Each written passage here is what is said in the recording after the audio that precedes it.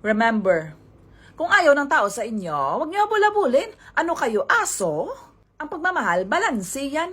Binibigay mo yung pagmamahal mo, binabalik din yun ng kusa sa'yo, hindi na pinipilit mo. Kakapilit mo at kakahabol mo, ano nangyayari? E di lumalaki ang ulo nila kasi pinapakita mo talaga na patay ka at mahal na mahal mo talaga. Do not beg for love. Kasi ang pagmamahal, willingly binibigay yan. Hindi one-sided. Kaya kung ikaw na lang naghahabol, ikaw na lang nagmamahal, let go mo yan. Lalo na pag hindi naman worth ipaglaban. Oo, masakit talaga, lalo na pag matagal na kayo. Pero remember, ang tunay na pagmamahal, hindi nasusukat sa tagal ng panahon na magkasama kayo. May mga tao talagang dumarating sa buhay natin para magbigay lang ng leksyon.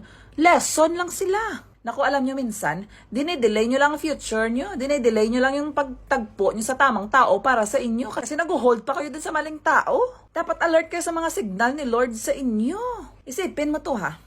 Paano ibibigay ni Lord ang tamang tao para sa'yo? Kung ikaw mismo, ayaw mo umalis sa maling tao na yon. Kasi nasanay ka nang kasama siya?